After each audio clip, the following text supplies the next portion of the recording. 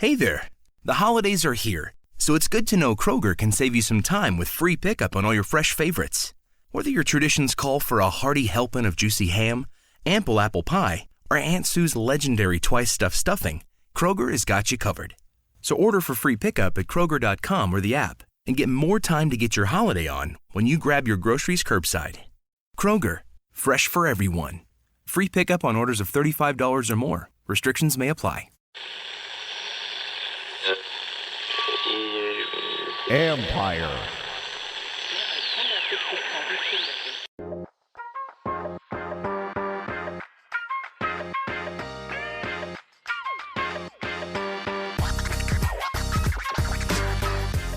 Welcome to Inside the Cap. I'm your host, Joel Corey. You can find me on Twitter at CORRYJOEL. That's Corey Joel.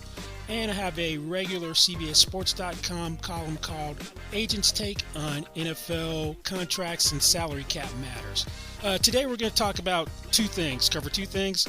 One, the Saints' dilemma of Drew Brees, and also a look ahead at the potential new contract that Jamal Adams will get from the Seahawks during the offseason. First, let's start with Drew Brees. Now, the Saints have the most challenging cap situation for 2021. The Saints are a team that has been very aggressive in terms of manipulating salary cap by kicking the can down the road, by pushing today's salary cap obligations off until tomorrow, and using creative ways with contract restructures. One thing that they'll do is they'll stick more voidable years to stretch out proration of a signing bonus when converting base salary into signing bonus so they can get more immediate cap room. But in turn, that means you're going to have more future cap obligations. With the NFL and NFLPA agreeing to a $175 million salary cap floor for next season, the cap's going to go down. Before the coronavirus pandemic, we were expecting a cap projected to be maybe $210 million. With revenues declining, at best we could get back to the current level of $198.2 million. Either way, the Saints have some issues. In the offseason, the top 51 cap numbers count against the cap for purposes of accounting. Right now, according to NFLPA data, there are 44 players on the contract for the Saints at just under $282.5 million. When you fill out the top 51, you're probably going to get slightly over $287 million. They have a little over $4.8 million of unused cap room right now they could carry over. That's not going to help a whole lot. So that means you're talking basically $282.5 million is where they'll be. Cap could be $175, or if everybody's lucky, stays flat, $198.2. Either way, huge problem for the Saints. Now, when Drew Brees signed this year to return to the Saints, it was a 2-year, $50 million deal. $25 million the first year, $25 in the second year. They added 2 dummy years for cap purposes, so they could stretch out his $23 million fully guaranteed roster bonus over 4 years as opposed to 2. One thing that he did that was different from the contract he signed in 2018, which gives the Saints a little bit of flexibility, not the same sense of urgency, is he doesn't have a roster bonus for 2021. In the 2018 contract, second year 2019, he had a $11.95 million third day of the league year roster bonus, which was going to force the Saints' hand to do with him sooner rather than later. If they were going to exercise the roster bonus, and there's guarantees with the roster bonus as well, that he was there. This year it's just straight base salary, and to me that's a sign that Drew Brees probably isn't going to be playing football next year. And that's something that Sean Payton alluded to in the offseason, then alluded to again a little bit earlier in the week when he was talking about who could compete for a starting job when Brees is over, and made it seem like it'd be 2021 that if they re-signed Jameis, he'd get a real opportunity and wouldn't just be Taysom Hill's job. It wouldn't be given to him. Brees is coming back this week to play against the Saints from the 11 broken ribs and the punctured lung he suffered, so he's missed the last 4 games. Brees is going to be 42 in January. Now, He's got a $36.15 million cap number for 2021. It's $25 million in cash, as I said. That's the fourth highest cap number in the league. So even if Brees decides he wants to play another year, and if they win a Super Bowl again, he's out. That'd be a nice way for him to ride off into the sunset, kind of like Peyton Manning did. Got that Super Bowl, got his second one, and retired. So you got a $36.15 million cap hit for your quarterback that's 42 and now has declining arm strength and had a serious injury this year, which forced him to miss some games. Missed games last year as well. So you got durability concerns. So would he really be worth $25 million if he wanted to play? But let's just assume he's going to retire. We're going to have to deal with potentially him taking a pay cut, because fourth highest cap number in the league, when you've got these type of cap problems, not tenable. Now, if you were to just cut Brees when he retired or he retires, then, and it's done in conventional manner, because of the way the Saints have been doing contracts, they're going to have a massive amount of dead money. In that 2018 contract he did, in 2019, they pushed the can down the road. They turned $16.2 million of money into signing bonus. So, and they added a dummy year in 2021. So that stretched out the proration over 3 years at $5.4 million. So for Brees, not only do you have the $23 million from the roster bonus this year, that was a roster bonus in 2019 that got stretched out. You've got $5.75 million of proration left 2021, 22, and 2023 from the 2020 contract, and you got $5.4 left in 2021 for the restructure in 2019. So that means you're going to have $22.65 million of dead money. So you would pick up money in a conventional cut, because you got 36.15 and you'd have 22.65 million in dead money. So you're going to pick up 13.5 that way if you do it conventionally. Now, if I'm the Saints, that's not really what I would do. Since they've been creative and pushed the envelope, there's a way they could really push the envelope. If you do a post-June 1 designation, each team has 2 of those they can use once the league year starts, where you can push the cap obligations, where you can have the bonus proration in future years not accelerate in the current year like it would if Brees retired before June 2nd. Can push the proration off to the next year in 2022. So what I might do is use a post-June 1 designation, but you have to carry the cap number, the full cap number, until June 2nd. That to get that type of treatment. That doesn't really help the Saints, because then you're carrying Brees at $36.15 million. So now what I would do if Brees knows he's retiring, and since he has roster bonuses in his contract in 2019 and in 2020, as opposed to signing bonus, there isn't any money they could potentially recoup. Even though it's prorated, when you have fully guaranteed roster bonuses and they prorate, not the same type of recoupment that you have with signing bonus. It's only recoupable in the year the money is earned. So the restructure from 2019, that roster bonus only could have been recouped in 2019. This year, the roster bonus 2020 can only be recouped this year. So next year, there's nothing that they could potentially recoup. So I don't have to worry about that retirement for Drew Brees. So if I'm the Saints and Brees and he's retiring, they could work together, work in concert to really help manipulate the cap and give the Saints the biggest cap benefit for post-June 1 designation. And what they could do is drop his base, have a negotiation where he doesn't announce his retirement, drop his, knowing that he is going to retire, drop his base to $1.075 million, $1,075,000 is league minimum. Then you take the other $23.925 million, you stick it into not likely to be earned incentives, a good portion in 2021. Since he didn't play, he missed 4 games, there are plenty of things you could do, statistics will be down. And then stick some of it into a 2022 third day of the league year roster bonus, even though that year is going to automatically void. The last 2 dummy years void. So you could do something like that, one of those 2 things. So that's going to immediately take $23.925 million off the books. So his cap number would go from $36.15 million to $12.225 million.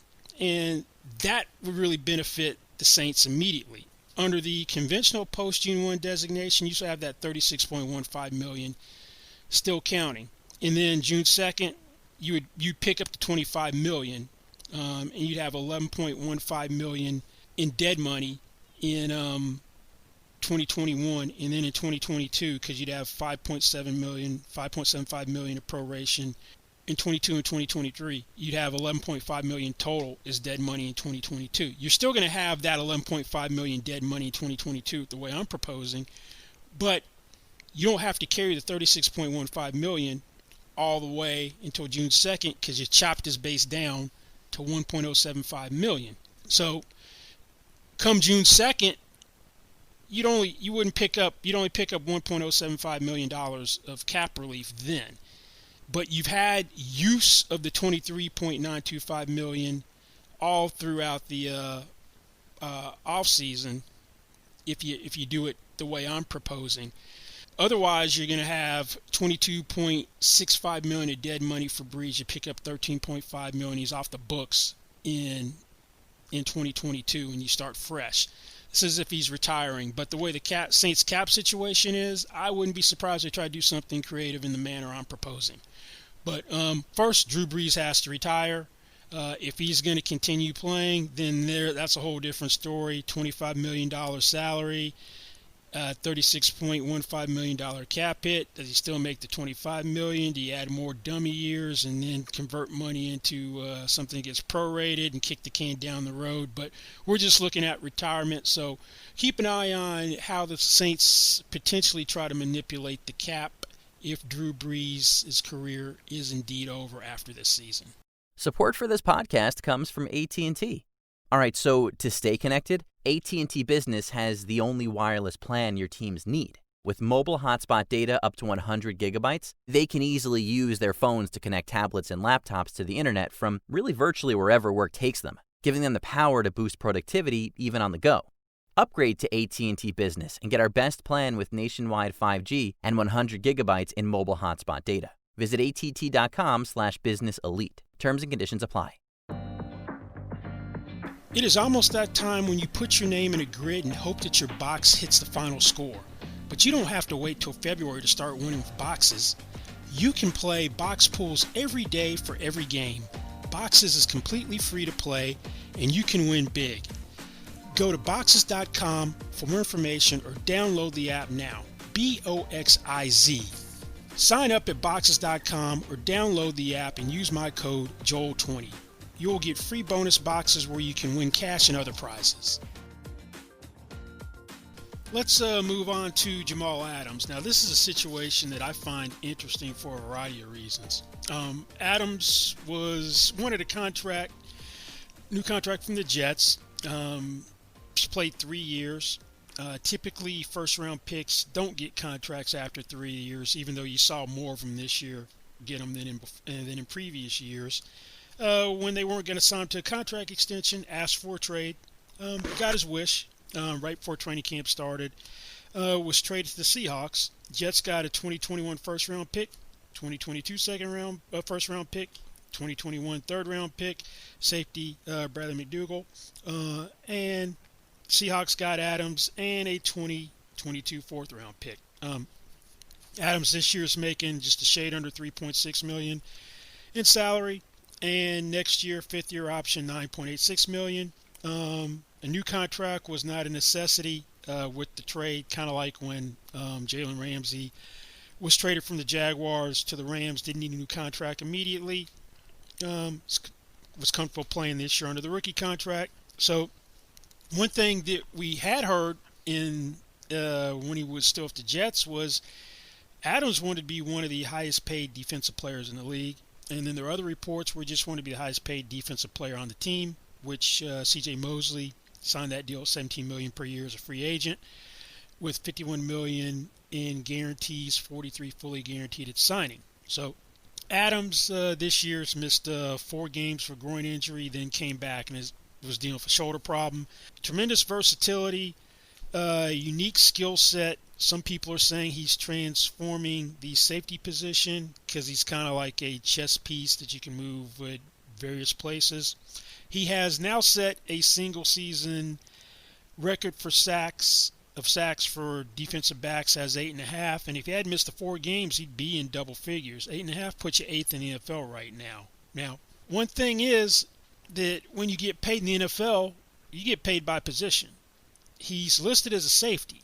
Now, safeties don't get paid as much as cornerbacks. There had been, up until this year, the safety market had closed on the cornerback market to where the top of the safety market was in the $14 million range. Top of the cornerback market was 15.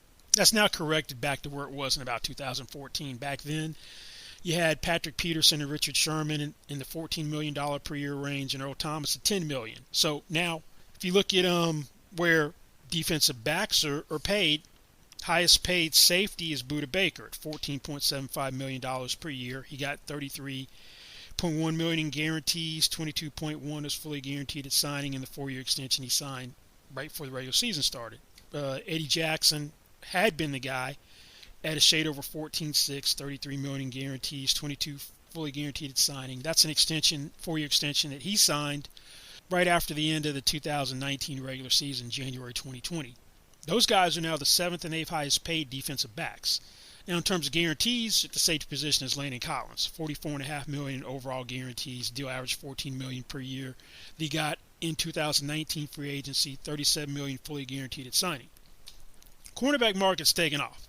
Now, you got Tre'Davious White signed for $17.25 million per year right before the regular season started, 4-year extension, $55 million in guarantees. And Marlon Humphrey, after Jalen Ramsey got to $20 million per year, came in at $19.5 million per year on a 5-year extension early in the regular season. Basically $67 million overall guarantees and slightly over $40 fully guaranteed at signing, 5-year extension. Jalen Ramsey, as I just mentioned, first $20 million per year defensive back, 5-year extension, $71.2 million overall guarantees, $43.7 fully guaranteed at signing. Now, if I'm representing Jamal Adams, I don't want to be paid like a safety, even though that's typically how you're paid. The only people who don't get paid by position in the NFL are people who rush the passer very well. Now, doesn't matter whether you're a 3-4 outside linebacker, you're a 4-3 defensive end, or you are an interior defensive lineman. You consistently put pressure on a quarterback, you get paid a premium. Just the class of elite pass rusher gets paid more than anybody else outside of quarterback. Now, with Adams, if I'm representing him, he's just a football player. He's not a safety. He is a football player. And the reason I would say that, you got 8.5 sacks as a safety. That's something safeties typically don't do. And then you look at where he's lined up. If you go by Pro Football Focus and how they've tracked where he's played this year, 575 defensive snaps, 76 where he's been lined up as a defensive lineman, 120 slot cornerback, 9 as a cornerback, 111 free safety, 259 in a box. Now, he was, if you call him anything, he's a box safety. Strong safety comes down, run support. He's coverage is not a strong suit. Rarely picks off any passes. But out of those box, where he's played in the box, 84 is a strong safety, 175 is a linebacker, according to how Pro Football Focus has been tracking where his snaps come from. So if I'm representing him, he's not a traditional safety. I don't want to be paid like a safety. I want to be paid as one of the top defensive players in the league. Now, there are 9 defensive players who average $20 million per year or more. 8 are defensive linemen or edge rushers if you count 3-4 outside linebackers. So they're all big guys who get to the quarterback who really do it from rushing on the defensive line. Jalen Ramsey, the 9th one, is a cornerback. So this is going to be interesting to see if the Seahawks buy that argument. And then there's the other thing.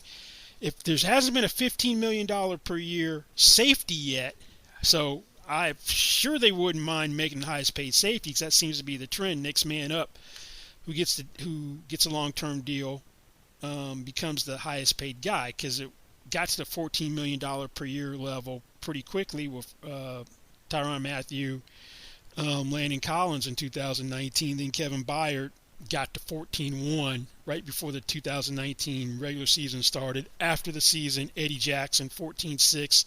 Then right before this season, Budda Baker 14.75. So it seems like next man up who's plays at a high level gets there. So Adams might benefit in waiting to see first if Justin Simmons or someone can get to 15.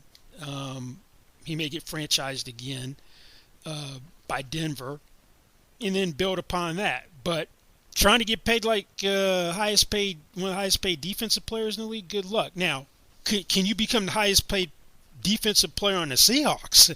That's in and of itself going to be hard enough to do, because that's Bobby Wagner, who will be going to the Hall of Fame, and whenever his career ends, he's going to be going to the Hall of Fame. He'll be in Canton at some point in time. Bobby Wagner in 2019 signed a 3-year, $54 million extension, $18 million per year, 40.25 guarantees, 24.5 fully guaranteed at signing. Now, with Seattle, their contracts are a little bit different in terms of high-end ones and how the guarantees work. Typically, in a high-end contract, you see the first 2 years fully guaranteed at signing, maybe a portion of the third year. But that ain't happening in Seattle. You're not getting the second year fully guaranteed at signing. Russell Wilson didn't even have the second year fully guaranteed at signing on his extension for $35 million per year in April 2019, which made him the highest paid player in the league. So there's no way that's going to happen with Bobby Wagner. There's no way they're going to do that with Jamal Adams. What they will do is the second year will be injury guaranteed, and the vesting date for the skill and salary cap guarantees will be much earlier than anybody else does. It'll be third, fifth day of the waiver period, which is 3 or 5 days after the Super Bowl gets played. So that's in February as opposed to third or fifth day of the league year in mid to late March. So they'll do that, and they're not going to have the guarantee in the third year vest early. Now, that didn't happen with Russell Wilson or Bobby Wagner, so you can forget about that, Jamal Adams.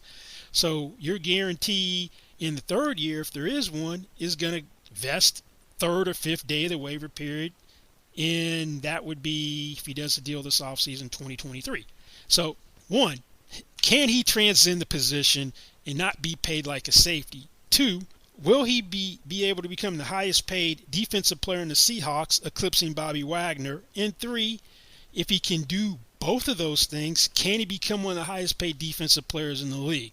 That's why I think this has a lot of interesting dynamics to me. So I'm going to stay tuned and watch this one. I suspect he's not going to be one of the highest paid defensive players in the league. Jamal Adams, I don't see him getting to the $20 million per year range. Highest paid safety, yes. Can he get paid like a cornerback? I don't know. Is he going to eclipse Bobby Wagner? That remains to be seen, but there's some interesting dynamics with that negotiation. Presumably it's going to get done sometime this offseason and not have him play out the fifth-year option. That's what happened with Jalen Ramsey. That deal got done right before the start of the regular season. Didn't play out the fifth-year option. Support for this podcast comes from The First One with DJ Khaled, a new podcast only available on Amazon Music.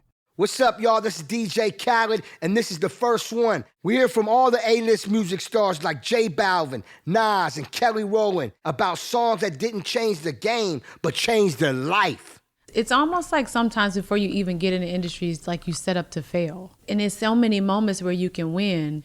And the winning is great, but it's so many things that you go through to get to the win. And so much more, who tell their stories about their first hits that took them to the next level, changed their life, overlooked to being overbooked. When I was recording the song, I already knew it was going to be a global hit. And I'm not joking, my G. I really felt it inside of me. I was like, I just can't wait to see it number one. Join me every Thursday with The First One drops, only on Amazon Music. Let's go. That wraps it up for this week's episode of Inside the Cap. Thanks for listening. Don't forget you can find me on Twitter at Corey Joel. That is CORRYJOEL. And read my regular CBS Sports column, Agents Take. Thanks for listening. See you next week. Goodbye.